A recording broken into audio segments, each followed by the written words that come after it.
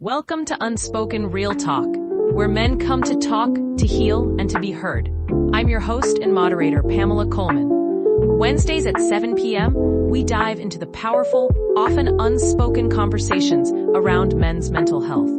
From silent struggles to bold breakthroughs, this is a safe space where vulnerability is strength and real talk is the rule.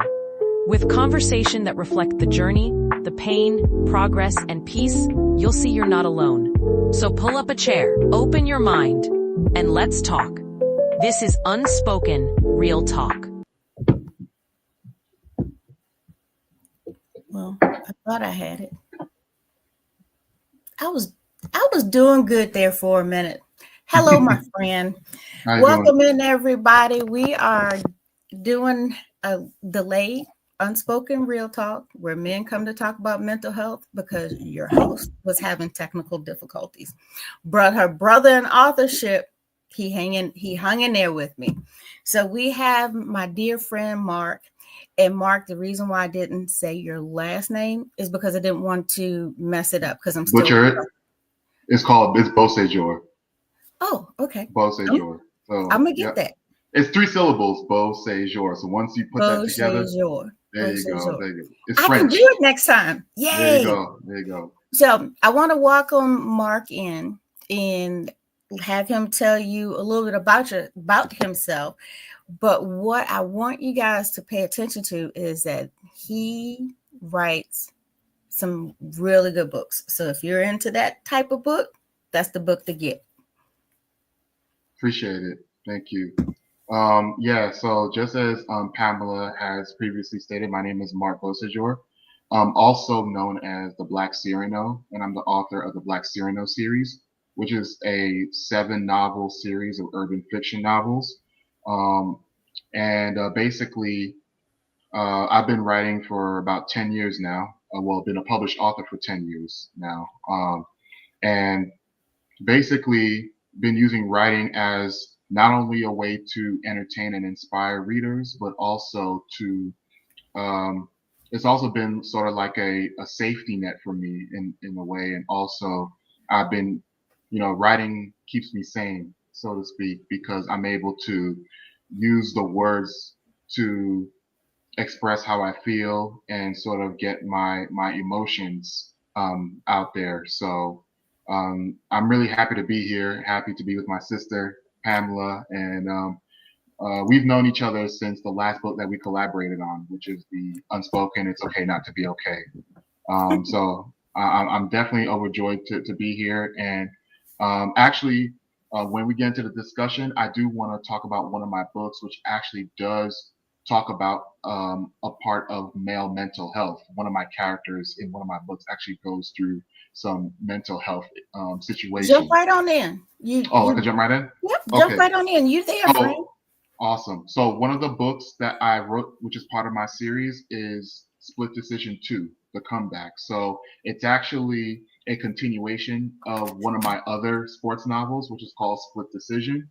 And in short, it's about a Haitian American boxer who's going for the middleweight championship, but he finds himself kind of involved with a woman that he knew since childhood. They grew up together, but he reconciles with her years later and they get involved in a romance. But what he doesn't know is that this girl has secret ties to his upcoming opponent, who happens to be the champion, and that he has to go through in order to get his title. So he's basically given an ultimatum. Hey, if you win this title, it could cost you everything. But if you lose it, you still get to continue your life with this girl or whatever. So it's basically that book. But in this book, there's a poignant character that I want to point out, which actually does tie to your mission, Pamela. Mm-hmm. And the character's name I want to talk about, his name is Jim Shaw. So Jim Shaw is actually Silvio Dominique's trainer. And as a young man, Jim Shaw, his son was actually killed in a car accident. So his son was crossing the street to go to school, and right in front of his father's eyes, a car runs over him. And he is emotionally scarred from that. And he would be secluded. He would walk around the school or around the area where it happened all the time because he cannot get that image out his mind. So it's been like that for years. And then when he meets with Silvio Dominique as a young boy who was getting bullied, it draws parallels to my own upbringing, where he meets him at a grocery store, and then he offers to train Silvio to defend himself against the bully. And because in Silvio he sees basically his son, and he feels like he wants to make things right. Basically, like, I want to do what I didn't do with my son, because Jim Shaw was a former boxer too, but he never wanted to teach his son boxing because he didn't want his son to be involved in the game. But when he saw Silvio, he saw a second opportunity to basically do what he failed to do with his son, because his son was constantly also being bullied before his untimely death, and this was something he wanted to atone for. So throughout Split Decision 2, The Comeback, Jim Shaw fights through bouts of depression, and he drinks a lot. He is really isolated, and he has an old girlfriend from the past that wants to reconcile with him, but he doesn't want to get back with her because, in a way, after his son passed, the girlfriend that was the boy's mother, she ended up leaving him because the grief was too much for them to bear together. So they end up divorcing, breaking up, and then it kind of causes him to go through this depression. So in this book, Split Decision 2, it takes place 6 years after Split Decision, where Silvio's trying to regain the title again after being away from the ring for 6 years, and he asked Jim Shaw to help him, but Jim Shaw is going through so many emotional and just mental instability and a lot of situations where he can't his past demons won't leave him alone, and then he doesn't want to join Silvio. And the book kind of there's chapters that talks about his internal battle with the pain that he still feels from his son's death. So that's why I felt like he's a good character to bring up in this discussion. Well, I was going to ask you, with your insert in both of the books, it sounds like that person that's in your character in that book, they're kind of you. Well, Jim Shaw is not me, but Jim Shaw was just a character that I created just for the story. But Silvio Dominique, now in Split Decision, the first couple of chapters of Split Decision, Silvio is being bullied by a boy named Brandon. Silvio's in the 5th grade by this time. Is it 5th? No, I'm sorry, the 3rd grade. Brandon was in 5th grade.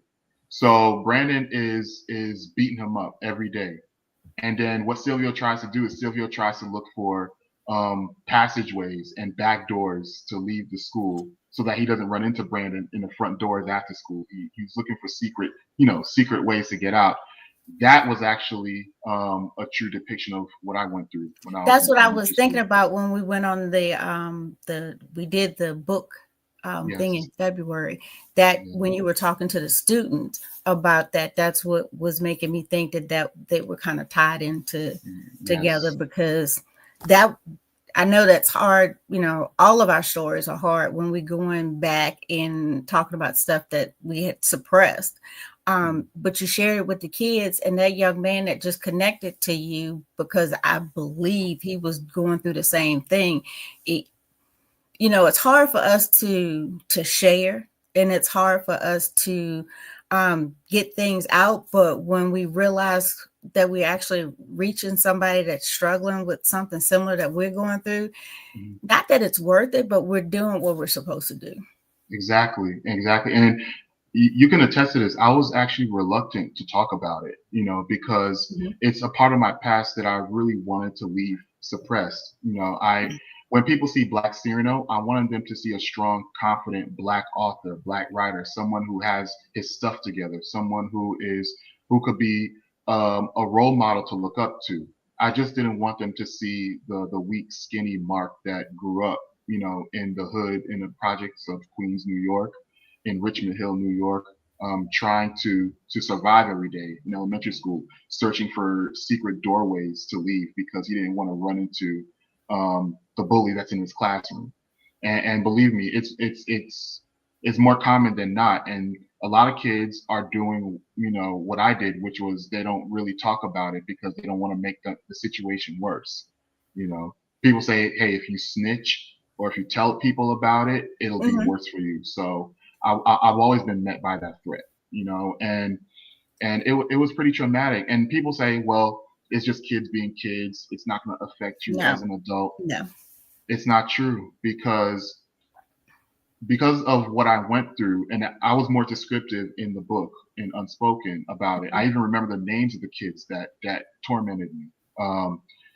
Because of that, I had a hard time trusting anybody. I was very introverted. I'm still am introverted to a certain extent today. It was hard for me to hug somebody in so long. I couldn't give you, if I met you for the first time, I'll probably give you a half hug, half smile. I wouldn't open myself up to you because I always feel like you have an agenda.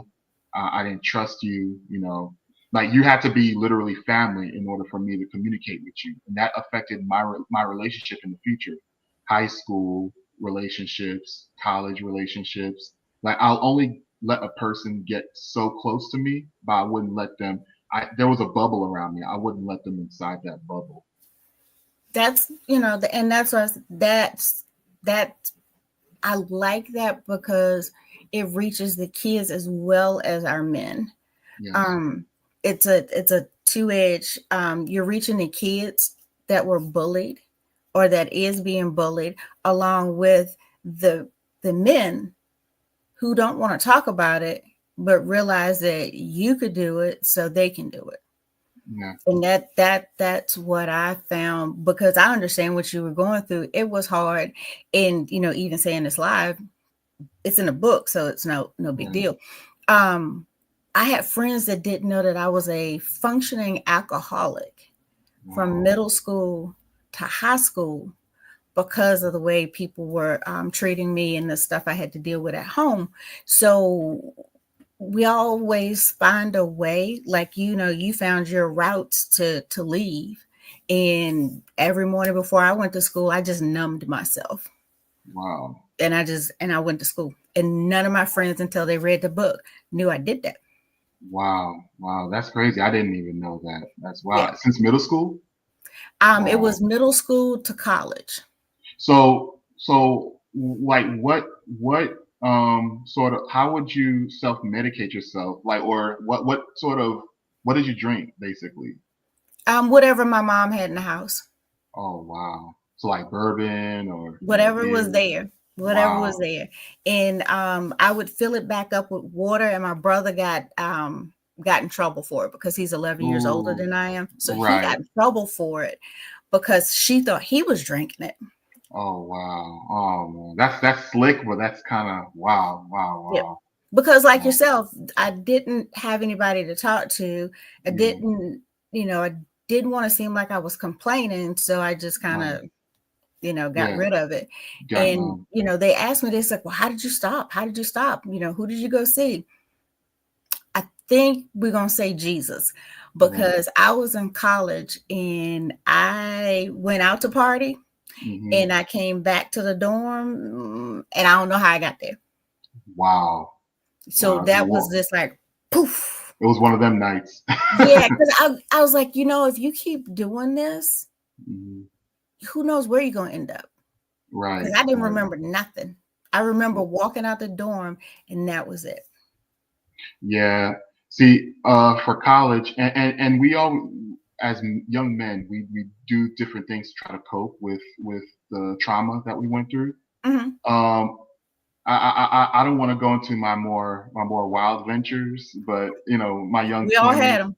Yeah. Right. But if it was not, trying to date different girls, trying to see what was up, and it wasn't that I didn't care for them in a way, but it's just that I was trying to see who was really down with me, you know what I'm saying? And if they, but because I didn't trust myself and I didn't love myself, I didn't let them get close. You see what I'm saying? And because I didn't let them get close, most of the times a relationship never developed because I never opened up, or I never let them inside, and then it never worked out. So it became a problem, and like I said, it stemmed back from those days, just being bullied. You'll be surprised, how many days, and every year it was someone else. And I think maybe because I was smaller than everybody else at the time. I'm not as, I mean, I hit my growth spurt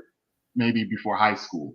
So elementary school, I was still short. Everyone called me Shorty when I was a little kid. So I was short, and then I had glasses, and when I first was wearing glasses, I didn't have them cool joints. I had the little wide rims with the string in the back, and Family Matters was out at the time. So the Oh Urkel, my. Okay. the Yeah. Urkel names was out. Everything was out. So you already knew what time it was with that. So it was a nightmare, and then trying to navigate that, and then still trying to keep your grades high, and still trying to make your parents proud. And yes, like you said, Jesus, my parents were church going folks, still Yes. are. They you go to church and you make friends, you try to have a communion in church, but Hmm. they could only go to certain places with you. You know what I'm saying? Like you could Right. only tell them so much things. You couldn't really open up to them what was going on in school or outside. I didn't really open myself up that much to tell everybody. So I sort of like wore a mask most of the day, most of the time. And really, if what I did to kind of cope with it was I played basketball. Hmm. To try to get in where I fit in, I played basketball, or I was at home playing video games. And then I found another love, which was writing. I and that, or reading, I should say, reading. Then it led to writing. I loved poetry, so that's something I could read, and then I sort of developed a kind of a gift for it, where I could write, I could make, I had a way with words, so I was able to make rhyme schemes, and um, I got into that, and that's what led into my authorship journey eventually. So I found my gift, and I basked in it, and then it soon became one book became two books became three books. So you know how that, and it's, Oh yeah. in a way, it's, I don't want to say it's good that those things happened to me, but what it did was it served as an antithesis for most of the drama parts of my books. Hmm. So some of the things that the characters went through, just like I was explaining earlier with Silvio, Dominique, and with Jim Shaw, I was able to kind of use my experiences growing up and tie that with theirs, and then use that to sort of open the door on how important male mental health is. Because a lot of people think that black men don't go through trauma and black men don't feel pain, but they do. And there's a lot of things that they don't share that's out in the open. Like I said, Jim Shaw, the way that he coped with his son being killed was training Silvio in that boxing gym, teaching him how to box, teaching him. It brought joy back in his life. You know what I'm saying? And not only did it teach Silvio to defend himself and to one day become champion when Silvio reached his early 20s, but it gave him a chance, like I said, to do what he didn't do with his son. To make up for those years. That's kind of cool, because Yeah. it's amazing how we think when we start taking or going back, now that we're able to let some of the trauma or the stuff that we went through growing up come Yes. out. It does end up in the writing. For Mm-hmm. me, some of it is very twisted, like the six Mm-hmm. book series that's coming up. Mm-hmm. It's Mm-hmm. very twisted. And I look back and I go, these are some of the things I wish had happened to some of the people that was around me. So that I'm looking at it and I'm going, Yeah. ooh. So Yeah. yeah, you can it is helpful. Mm-hmm. It's helpful just to put pen to paper. Yeah, but it's also helpful too to search for help too. Like if you legit need to talk to someone like a therapist, or talk to a person that is equipped to hear you out, I would strongly encourage going to a therapist.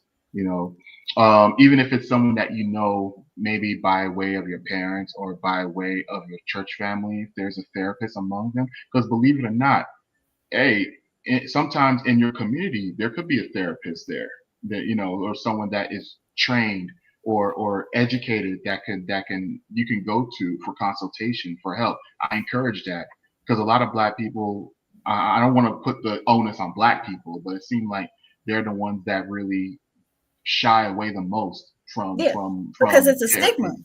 It's Right. it's the stigma that you showing signs of being weak.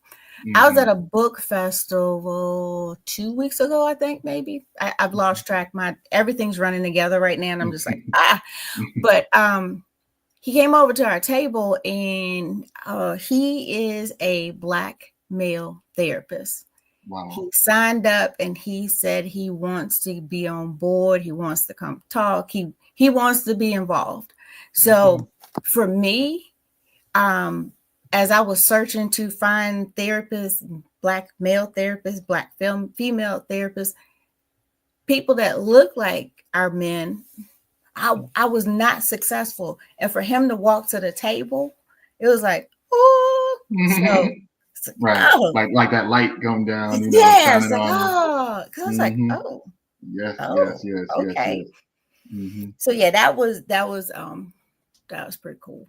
Yeah, that's good. And the more people, the more people are made aware of this. And that's why I appreciate your movement. I appreciate what you're doing because um, a few years ago, especially after COVID hit, you'd be surprised how many people went through depression, especially after during COVID.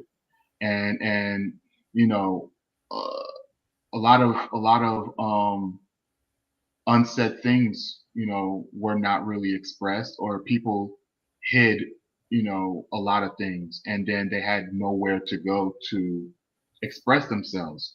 So the movement that you're doing is awesome. It's very well appreciated, and I'm very happy to be a part of the books because I feel like it's a discussion that we don't have enough. We don't talk about it enough. So Well, you guys got me working now, so I guess I'm just strapped in for the ride. I think I might be the only one to see the comments, but there is one in here from a fellow Unspoken that sports do help, but he doesn't realize that he's going to do a fitness section segment. So, oops. sports do help. I think he just found out. Because there's some of our Unspoken that do like he does fitness. One was a coach. Wow. Yep. Yes, you. One was a coach, and there was another one that owns like a fitness thing somewhere here in Charlottesville, and they want to talk about how doing the exercises and working out, playing sports tie into the mental health. I was like, I'm just a platform for you guys. So whatever y'all want to talk about, that's what we're doing. Yeah, I mean, and that's one of the reasons why in the beginning I mentioned Split Decision, Split Decision 2, my two sports novels, because Jim Shaw saw an outlet for himself to deal with his depression by the gym, because he owns a gym basically that he opened. So he saw a way to still stay in the game, and then he also found a way to help this young boy, Silvio Dominique, and then he taught him how to box, and that was also based off my experiences too, because I actually had a membership at a UFIT gym. That's I'm not too far away from, maybe 5 minutes from me, and my trainer, he was a boxer, so he taught me how to box, and I loved boxing. I mean, if you want to talk about the perfect way to let off some steam after work, boxing.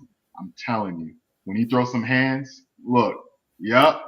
You talk about hurt my knuckles. No, I'm good. but Break a I'm telling nail. you, but yeah, I guess it's not for everybody. But look, but I'm telling you, you'll be surprised how much stress you release when you. I mean, it's for me at least.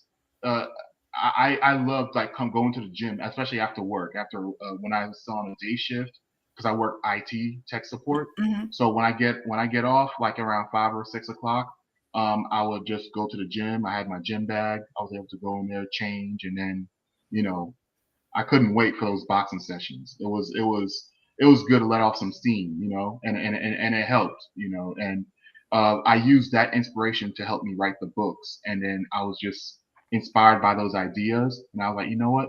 Let me use my experience with boxing and also my past experience of being bullied, and I'm gonna make a story out of it, and then develop these characters, and then use that to speak to people, to entertain people, to inspire people, and it's worked out for the better. And a lot of people who are sports fans, they actually like Split Decision and Split Decision 2. So um, I like to feel like it's part of the series, but in a way, it still opens people's eyes to a very overlooked issue, and that's what I like the most about it. And this book was written before I met you, Pamela. I because we met, I already had that book out, but when you approached me with to join you as a co-author in the book, I was like, okay, this is my first time, and then I'm opening myself up, telling people about how I got bullied. I don't know about this, but it's not easy.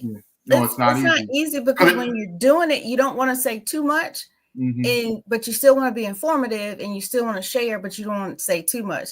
Exactly. And let it go. Exactly. Yeah, it's because it's different. When I'm writing a fictional book, I could hide my experiences behind characters. See, people don't know that, hey, I dealt with this, but I'm using this character to sort of explain how it went down. But here in your book, it's all true. I'm talking about me now. So, I mean, and you've read the story. You've read the account, so how hard it was for me. And I'm sure that, I don't know how touched you were when you read it, but when I talked about the names of the kids that were tormenting me, and then I went into detail about it, I even used the actual verbiage because I remembered some of the stuff that was said. Yeah. That's the hardest thing to do when you're doing these, because this last one we did, there's a dad in there telling his story about losing his daughter 30 days after she was born, and how he stayed on the floor, and he didn't want to, he just went through that whole thing. The depression. And it just messed with his mental. And he said, like yourself, he didn't want to talk about it. And we talked about him being in the first book, and he was like, no, I want to do it. And then when the second book came around, he was like, yeah, I want to do it. So there are some that are in there that I had to stop several times because I couldn't keep going. Continue. Yeah. So I mean, editing is the hardest part. What caused him to change his mind, like to want to participate in the second book? Did he just say, "Hey, I want to go ahead and reading talk the about first it now"? one? He read the first one. Yeah. Oh, okay, good. Okay, reading the first one, wow. And I think you know this, but I keep sharing it, that it's not the second one, but there's I got an email or a message or whatever, and there was a person who was going to do permanent harm to himself. And he saw the books, he was seeing other things that was going around revolving the book, and he ordered the book, read the book, and seek help. So he's still with us. Awesome. And I'll be honest, a couple of those thoughts have crossed my mind once or twice as a kid, and because me no longer being on this earth, in my opinion, in my thought process back then, would have been better than dealing with the torment that I was dealing with every day. Because we didn't know any way out. Yeah. You're not the only one that's done that. You're not. Yeah. Because I felt like I was so insignificant. Like, ain't no one gonna miss me. This is part. Yeah, this is, who cares? I was in that mindset, and I was told when I finally had the courage to tell this older gentleman at church, what I was going through. This was sort of like in private.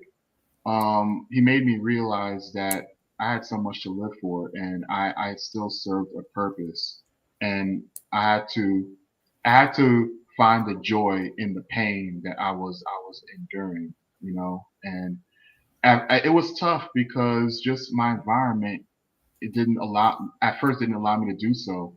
But then when I channeled all my efforts, and then I channeled everything into my work, or into, well, back then it was writing poems, it was Did you publish those?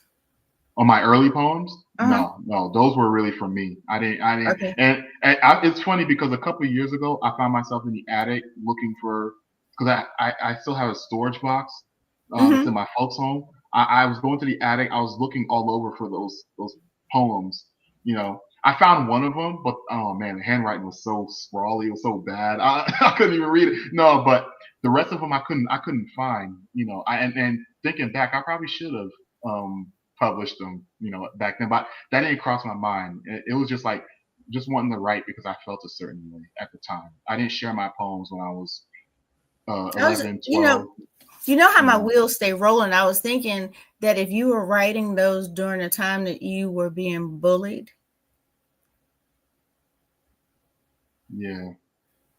Yeah, that's true. That's true. The one time that I shared one of my poems was during a talent show at my middle school. So it was at the end of the 7th grade year. Someone saw me writing, and they said that, "Oh, you writing a poem? Oh, you should read that." And there was a talent show that they were doing. You should read that at the talent show. And I'm like, no, I don't want to do that. And then I don't know how, but they were able to talk me into it until I finally gave in. I was like, okay, I'll do it.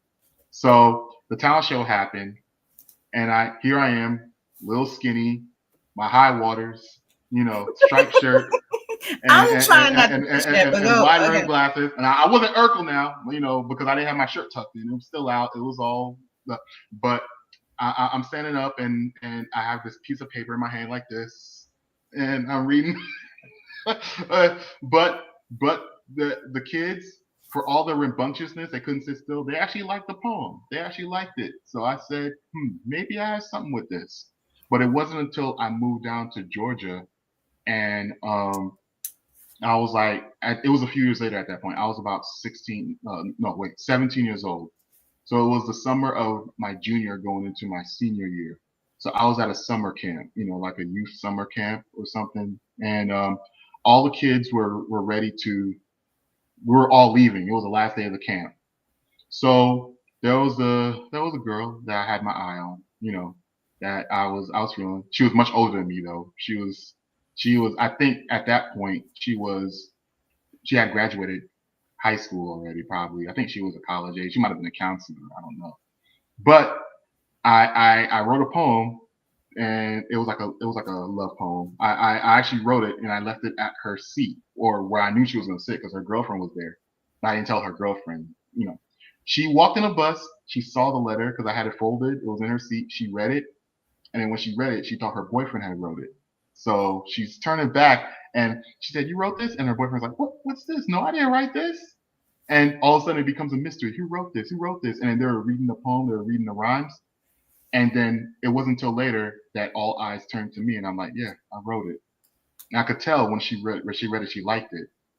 And when she read it, that's when the wheels started turning. Like, this reminds me of a book I read when I was younger, and I also saw it on an episode of Wishbone that used to show on PBS, where the dog would look at the books. Cyrano de Bergerac. When Cyrano, who was a smart soldier at the time, he had an infatuation for a young lady, but his friend had the same infatuation toward the same young lady. So his friend asked Cyrano to help write letters to the young lady to express how he felt.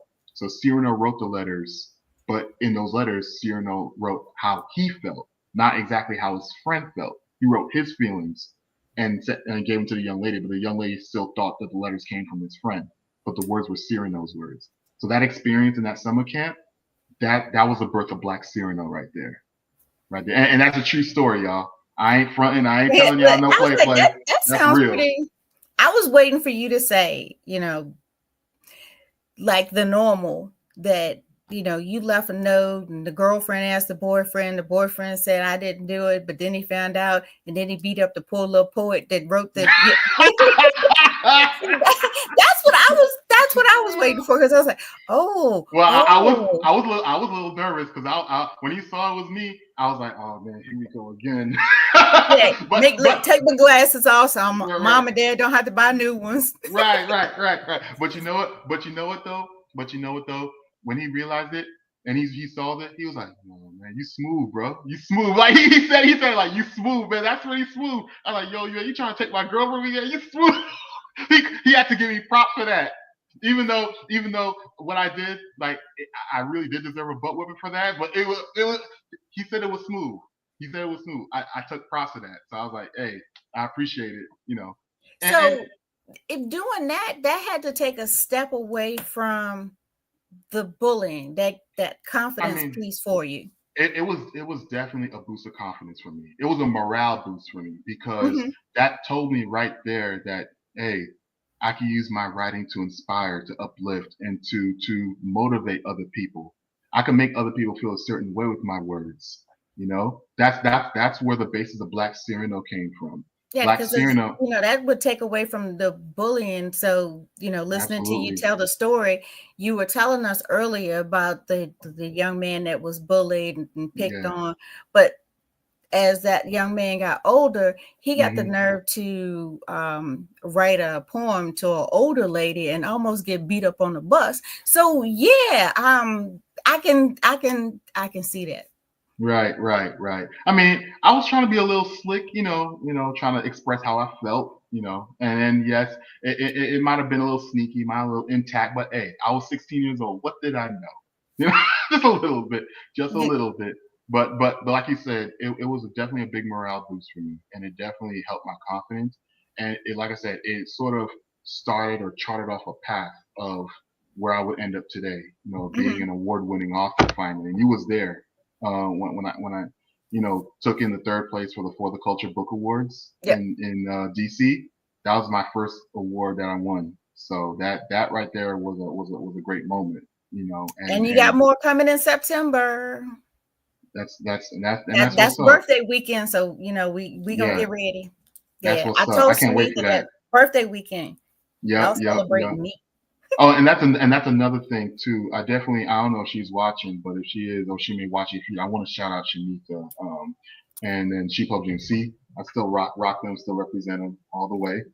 I got you can't see it, but all my stuff is over on that side of the wall. So right. But definitely shout out to Shanita, who I was very blessed and to make her acquaintance back in 2023 during my first trip to DC for the Black History Month literary weekend. That's where I met her for the first time. And then at that point, I was discouraged because I was with my previous publisher for almost nine, going on 10 years.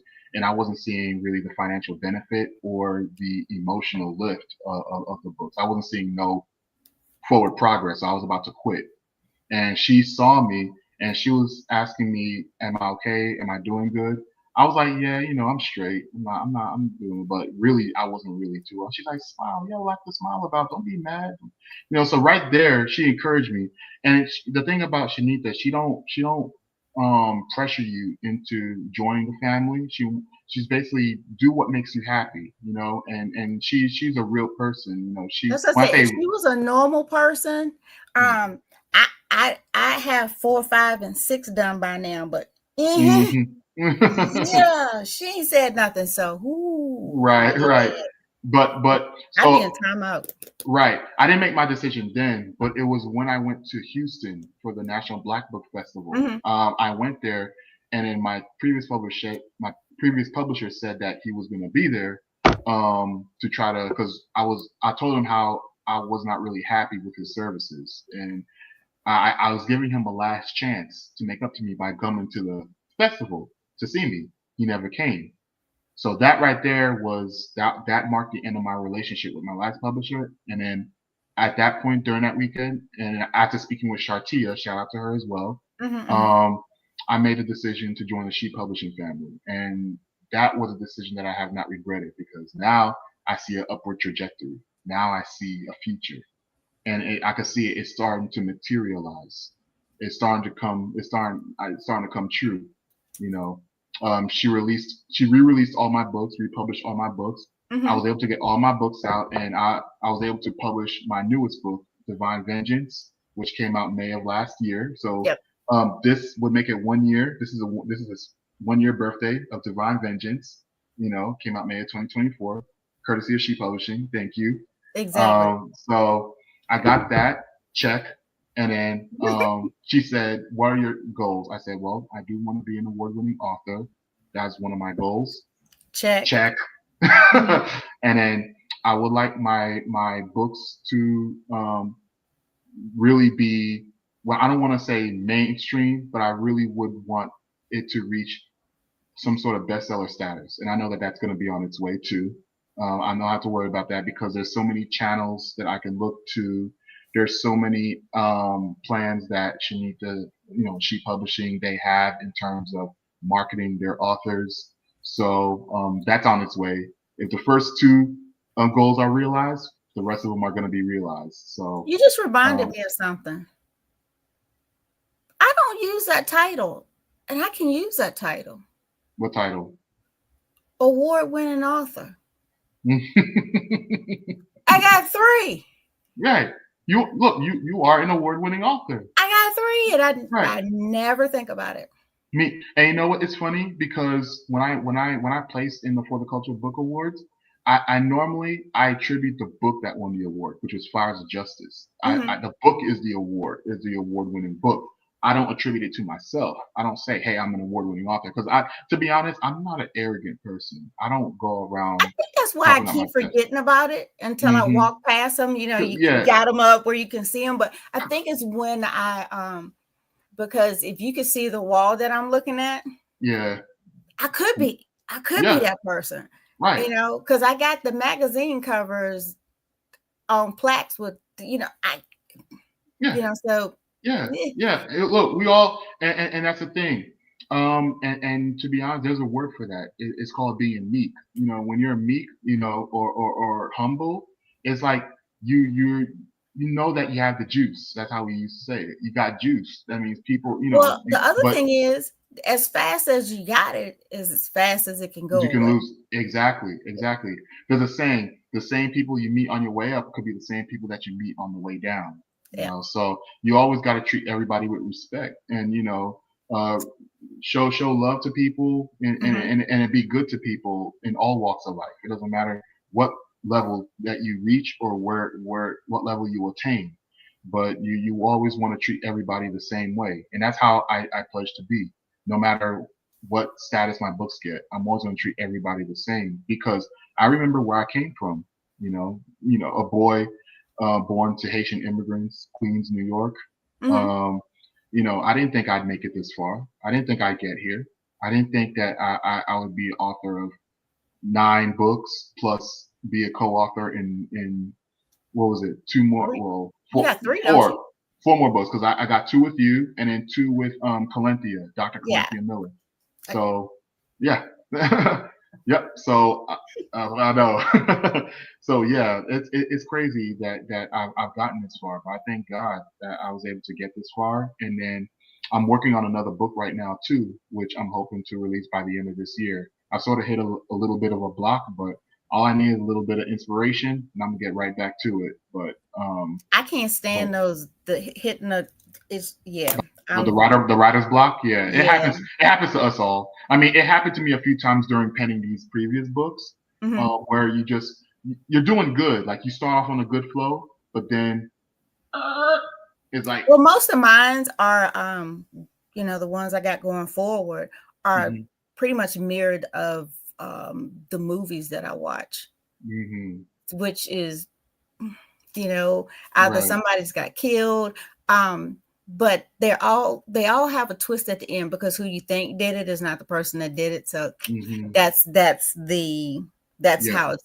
how they're gonna go. Right, and that's how my book series is too. The Black Cyrano series had a lot of twists and a lot of unexpected turns in most of those books, especially not Fires of Justice, but Divine Vengeance, especially my most recent book. That one has a lot of twists and turns. That's like a roller coaster of a book because the crimes that are committed there, because basically it's about a lawyer who used to be a former gangbanger, and he finds out there's a bounty on his head. So he's trying to get back at the gang who's hunting him. So, and in the meantime, a young lady who's trying to avenge the death of her sister by that same gang years ago, and she's looking for vengeance too. So but basically, there's a lot of characters that were behind the scenes that you didn't hear from in the previous books, but they come to the light in Divine Vengeance because I wanted to keep the reader in suspense throughout those other books. And when they read Divine Vengeance, they'll be like, "Oh man, that's the person that did this. I didn't know that." So I kind of do like a reveal of some of the events in that book. So, but yeah, I definitely I treat, like I said, most of the subject matter and the events that happen in those books definitely I patterned it not only from the way I grew up, but from also reading the New York Times, the Daily Post, and the what was it, the New York Post. I used to love reading newspapers when I was a young kid. A lot of people Look, know what that. are those? Yeah, a lot of people. What are those? Kids don't know what it is these days. This was before the internet. You know, anyone Wait, who's what is a newspaper? right, y'all don't know, but because the reason why I used to love to read them because my dad used to love reading them. Every time I see my dad read a newspaper and he would put it down, I would pick up the same newspaper and I would read My it. dad read a newspaper all the time, but I think he was just seeing if his friends were still alive. I'm not 100% sure. Oh, you mean he read the obituary? He read the obituaries first. See, that's the thing. I didn't like the obituaries. I was drawn to like general news, sports, and the comics. Those were my favorite. I especially look forward to the daily news comics, especially on Sundays, because those were in color instead of black and white. So I used to look forward to the comics. I mean, but those reading those stories inspired me to write. I got not me personally, but I got a child in the house that has a freaking anime. But he won't finish it. He has anime. Right, like he's an artist. Well, he's got the whole storyline from beginning to end. But he's trying to teach himself how to draw. He's looking for somebody to do it. But that's when he got mad at me because I started dropping books, and he's like. But so is he writing anime books? As far as, he's got animes. He's got the animes up there. I don't want to push him, but I would like to push him because the kids are doing anime now. Hey, yeah, it's really huge. Like personally, I never got into it, but I could see the appeal, and I know a lot of friends who likes anime and are entertained by it. And I know he started the anime, and if I could get him to finish it, that would be cool. Oh yeah. But maybe he's looking for some motivation, probably. Like I don't know. I think when he gets some downtime, we'll see that anime out of him. Oh yeah, absolutely. All right, buddy. I appreciate you. Absolutely. Thanks for having me again. I appreciate no worries. It. So when will Unspoken Real Talk come out? Or is there like a release date? The one that's the background that we have right here? Yeah. That one's out. Real Talk. Oh, that one is out? Okay. That one's out. Okay. Yep, it's on Amazon. Okay. I just wanted to know because I wasn't sure. I didn't really get like an official release date, or maybe I did, but I didn't really look at it. Has it been out since like February or March, or when did it? It's not too long ago. Okay. I was able to get a copy.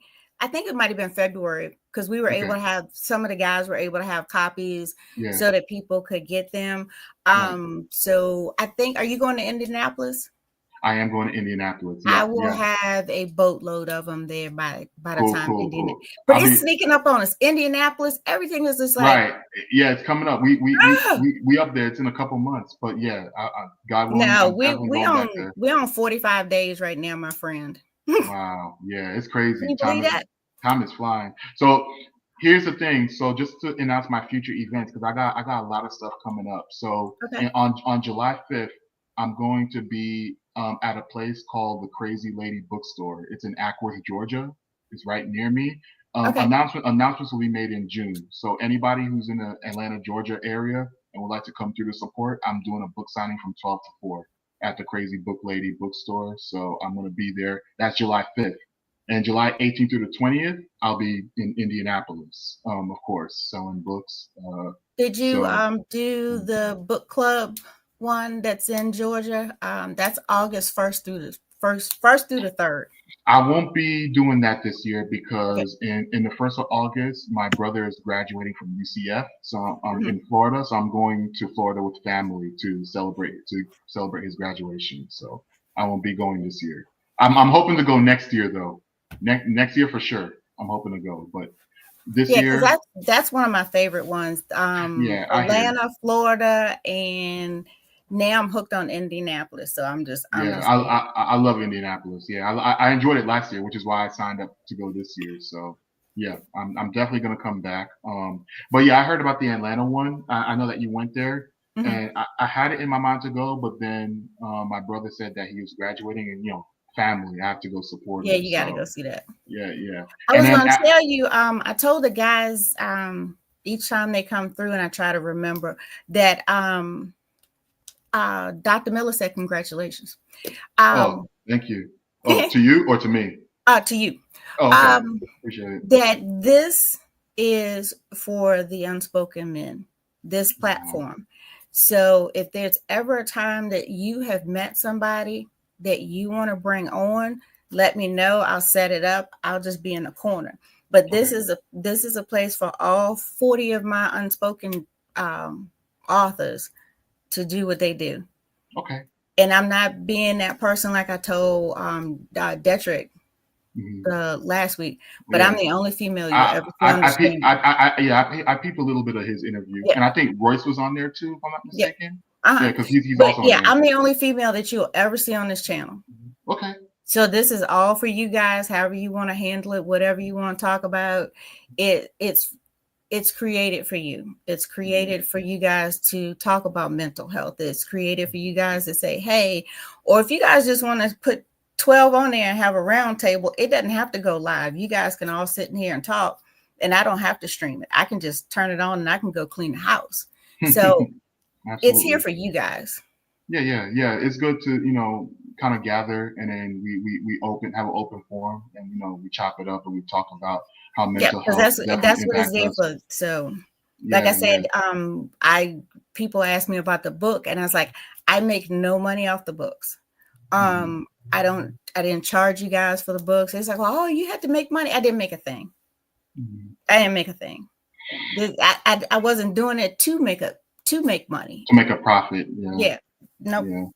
I mean, it's good that, for me, I see it as an aid, as a help. I see it as a manual, like an emotional manual, a spiritual manual, if you will. That's what I see it as, because I see it as something as people need.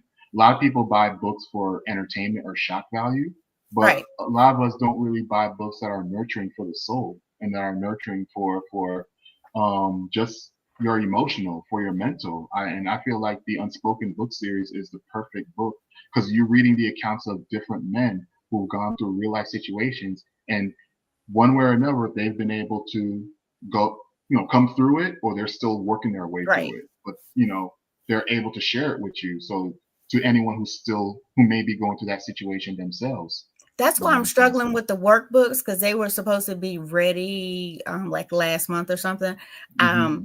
As I go through the workbooks, I'm trying to sit there as a male, and I'm going, I don't like this. So I'm pulling pages out, and then I'm putting pages in. So I'm still struggling on the workbooks, and I want them to mirror each book as close as possible. So like if you're going through a chapter, then, when you read that chapter, exercise or just a workbook. So it's a work in progress. Yeah, because I don't want to just put, a notebook per se in it and call it a workbook. I don't want to just put blank pages and say, hey, today you got some type of word of encouragement and write notes. No, I want it to actually be helpful. So it's It's a challenge. And I am my worst critic. I always say that about myself too. When I be writing, sometimes there's a chapter that I finish, and then or there's a paragraph I finish, then I erase it. I'll be like, wow, I don't like it. And then even after it's published and finished, I read it and I'm like, I am my own worst critic. I am too. Like How about throwing a whole chapter in the trash? You know what I'm saying? It's like, oh man, I'm never satisfied, you know. But I guess that's a blessing and a curse of an author, that you're never satisfied, because you're hard on yourself, because you expect perfection, you know. Like I don't want to say I'm a perfectionist, but I don't like shoddy work, and I don't want to feel like I'm underwhelming my readers, you know.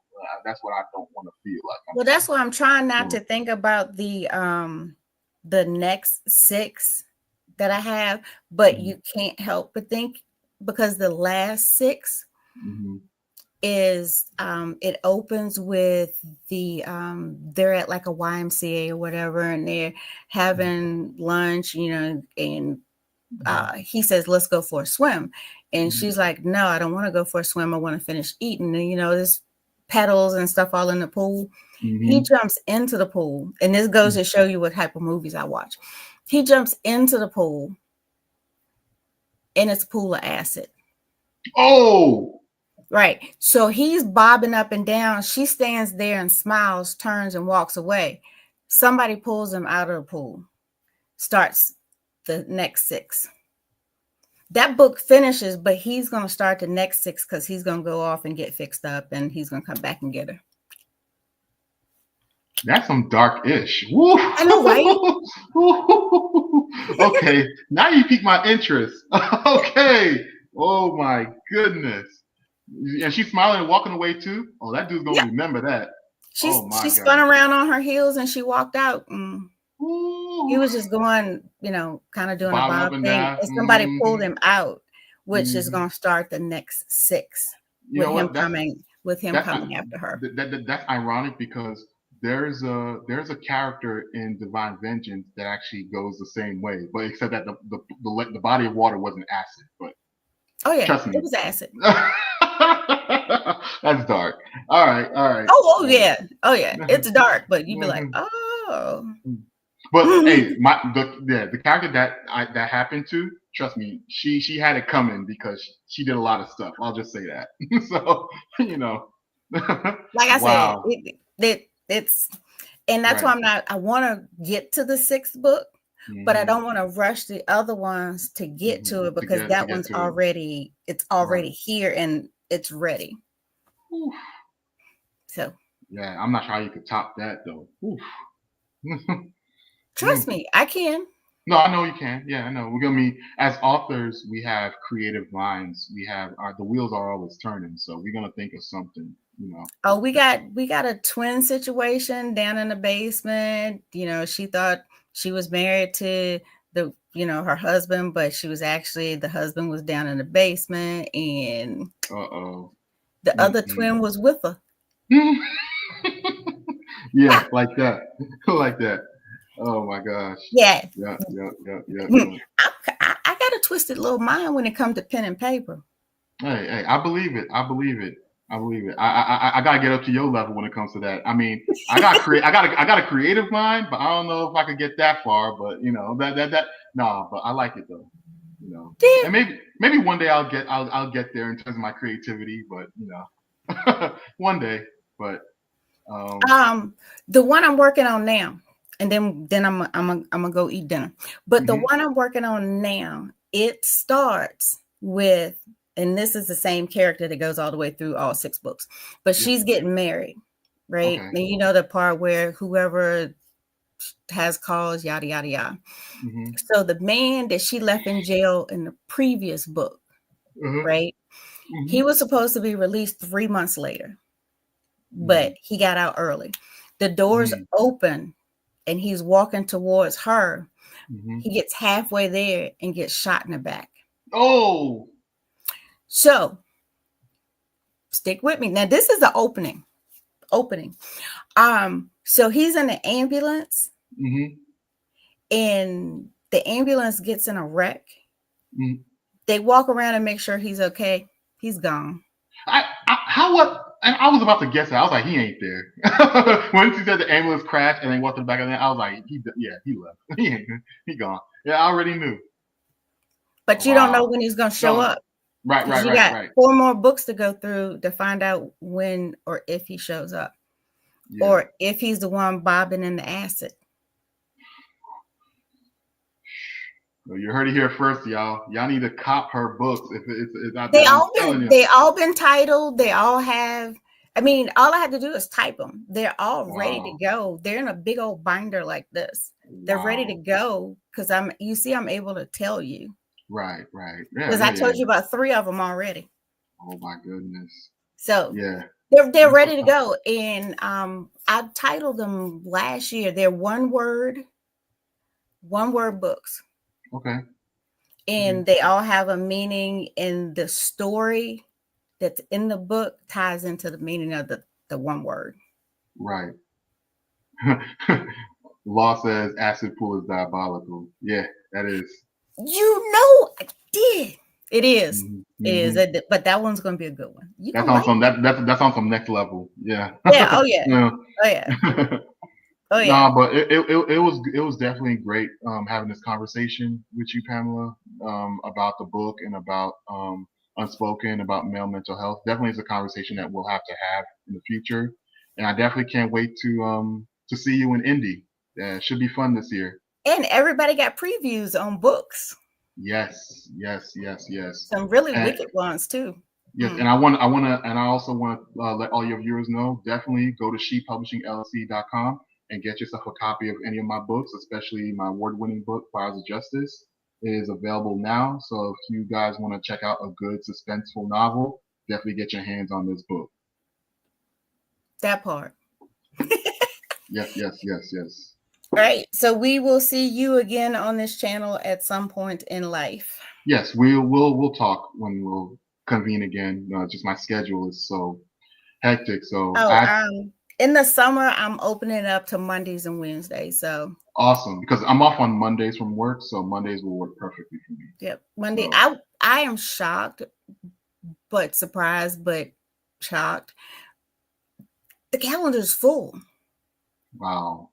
They're like, there's no room left. So I was like, oh. So that means you got appointments coming up next Wednesday. Yeah, I got them all the way through the end of June.